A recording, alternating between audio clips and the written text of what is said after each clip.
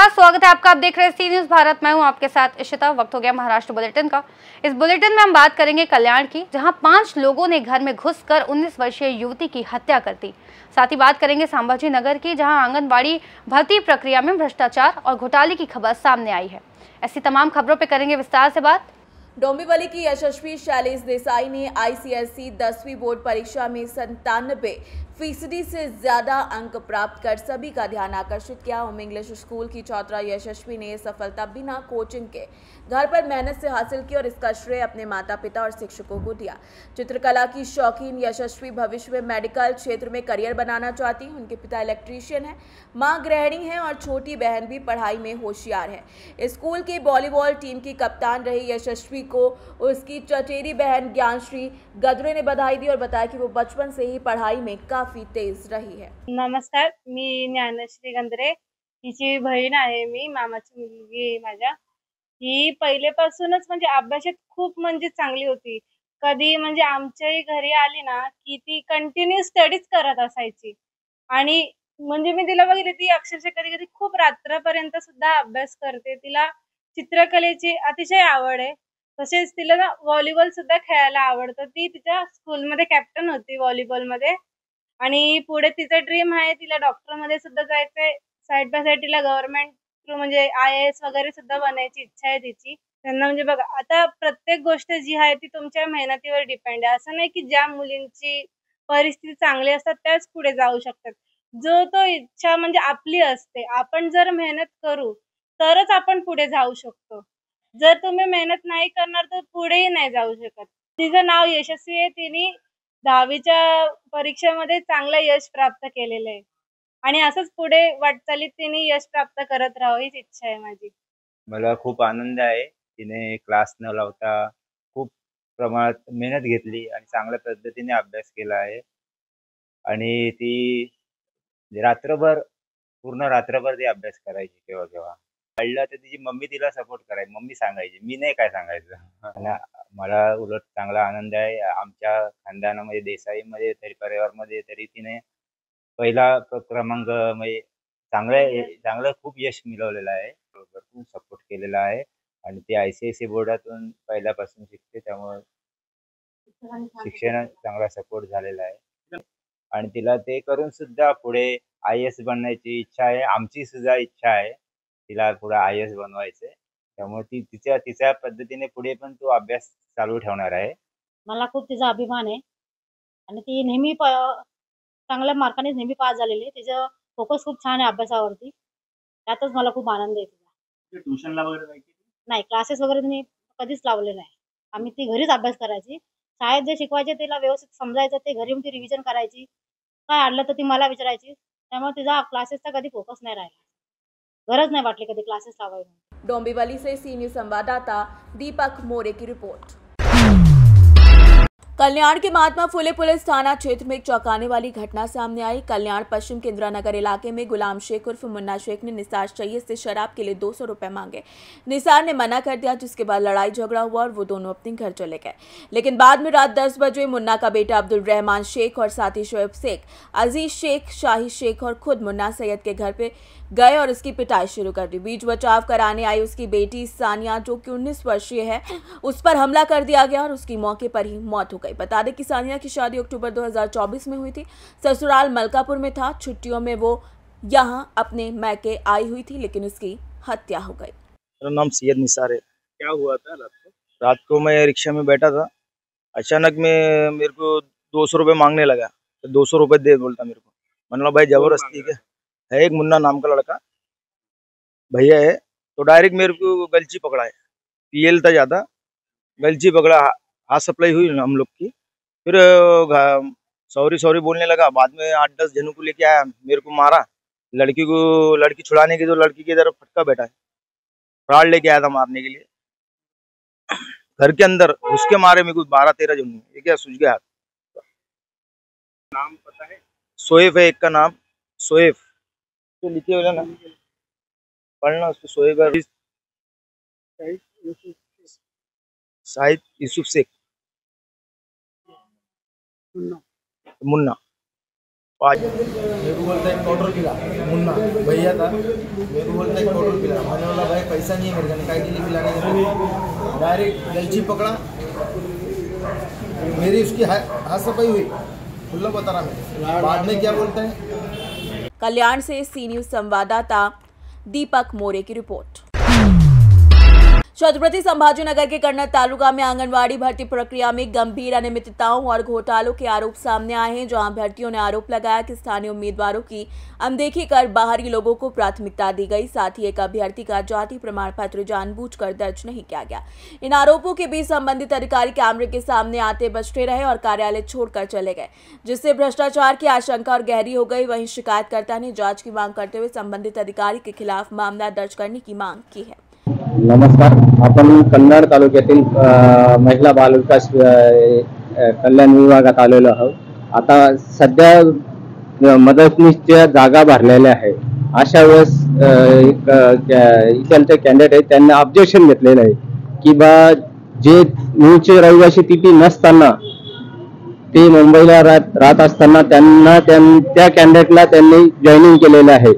तर आपण जाणून घेऊ त्यांच्याकडून काय आरोप आहे तुमचा। का सर, नाव काय म्हणलं तुमचं? राठोड सुनील प्रताप, उंबरखेडचा रहिवासी आहे सर मी। आमच्या अंगणवाडी येथे मदतनीस पदासाठी जी जागा निघालेली आहे त्यासाठी मी माझ्या मिसेस श्री उषा सुनील राठोड यांचा फॉर्म भरलेला आहे। तर सर, समोरील जी व्यक्ती आहे ती स्थानिक रहिवासी नाहीये, ती आमच्या गावाची मुलगी होती सर। त्याचं लग्न 6 वर्षापूर्वी झालेलं आहे, त्याला एक अपत्य आहे। आणि समोरील जी व्यक्ती आहे त्यांचा जो हजबंड आहे तो SBI बँकेत मॅनेजर म्हणून कार्यरत असून सुद्धा यांनी नंबर 1 वरती नाव सर त्यांचा लिस्ट मध्ये टाकलेलं आहे। त्यांचं रहिवासी दिलेलं आहे का? त्यांना रहिवासी दिलेलं नाही सर। आम्ही ग्रामपंचायत मध्ये चौकशी केली असता त्यांनी नकार दिलेले सर, आम्ही रहिवासी दिली नाही म्हणून। तुम्ही ऑब्जेक्शन अर्ज दिलेला आहे? हो सर, ऑब्जेक्शन अर्ज दिलेले। त्याच्यात आम्ही माहिती मागितलेली की भूमिका प्रीतम पवार या व्यक्तीची मतदान कार्ड, आधार कार्ड आणि ग्रामपंचायतची रहिवासी आम्हाला दाखवण्यात यावी। त्यासाठी सर आम्ही माहितीचा अधिकार सुद्धा टाकलेला आहे।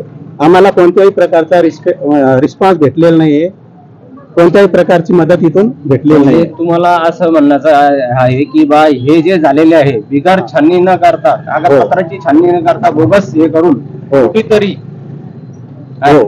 बोगस कागदपत्र जोडून मदतनीसची भरती झालेली आहे। सर, माझं ऑब्जेक्शन असं आहे की ही जी व्यक्ती आहे ही लग्नापूर्वीचा जो आधार कार्ड आहे तो जोडून त्यांनी इथलचा रहिवासी साध्य केलेला आहे। मी सरांना खूप वेळेस भेटलो सर या विषयावर। सर म्हणता आम्ही तुम्हाला समोर बोलू, त्यांनाही समोर बोलू, त्यानंतर तुम्हाला त्यांचे पण डॉक्युमेंट दाखवू आणि तुमचे पण डॉक्युमेंट दाखवू। पण सर अजून पण आम्हाला कोणत्याही प्रकारे समजा माहिती मिळालेली नाही सर। त्याच्यात तुम्हाला काय वाटतं की याच्यामध्ये काही देवाणघेवाण झाले असं वाटतं का काही? सर, म्हणजे सध्याची परिस्थिती पाहता समजा तर देवाणघेवाण झालेला असणारच समजा। कारण जी मुलगी गावातून लग्न झालेले त्याला जर गावातला रहिवासी साध्य करताय समजा तर याच्यात काहीतरी व्यवहार झालेला असेल असं मला वाटतं सर। तुमचं नाव सांगा? उषा सुनील राठोड। तुम्हाला काय वाटतं? तुम्ही जे समोरचे तुमच्या जी महिला आहे त्यांना हे केलेलं आहे, तुम्ही काय सांगा? सर, ते खरंच आहे ना। आम्हाला सांगितलेलं आहे की ती गावातली लग्न होऊन त्याला 6 वर्ष झाले आणि ती राहायला मुंबईला आहे आणि त्याला ग्रामपंचायत कडून रहिवासी भेटलेलं नाहीये। तिथं त्यांनी रहिवासी आणली कुठून आणि इथून पण आम्हाला सांगताय की तुम्ही त्यांचे कागदपत्र जोडून आणा। तर सर आम्ही त्यांचे कागदपत्र कसं काय आणणार आहे सर? तरी आम्ही ना कोर्टातून त्यांचा पुरावा आणलेला आहे सर। त्याच्यात वर्तमान पत्ता पण आहे आणि स्थायी पत्ता सुद्धा आहे। हे कधीचा कागद आहे? हे त्यांनी कोर्टात अप्लाय जे केलेले ते NCRB चा डॉक्युमेंट आहे सर। मी 5-6 दिवसापूर्वी काढलेला आहे। म्हणजे आता अशाला तुम्ही कागद काढलेला आहे की वर्तमान ते सध्या तिथे राहता? हो सर, त्यांनी जो पोलीस स्टेशन मध्ये जो अप्लाय केलेला आहे ना त्याच्यात त्यांनी उल्लेख केलेला आहे सध्याचा स्थानिक पत्ता आणि वर्तमान पत्ता सुद्धा सर। तो प्रूफ सुद्धा आमच्याकडे आहे। आपण बघत आहात या असं वाटतंय की कुठेतरी बोगस कागदपत्र जोडून या कुठेतरी देवाणघेवाण करून संबंधित त्यांना ऑब्जेक्शन घेऊन सुद्धा त्यांना कागदपत्र देत नाही। नेमकं जी भरती झालेली आहे ही घोटाळा भरती झालेली आहे, याची वरिष्ठांनी चौकशी करून संबंधित अधिकाऱ्यावर गुन्हा दाखल करण्यात यावा, यांना न्याय मिळण्यात यावा असा उल्लेख व्हावा। महाराष्ट्र के छत्रपति संभाजीनगर से सीनियर संवाददाता शिवाजी नवले की रिपोर्ट।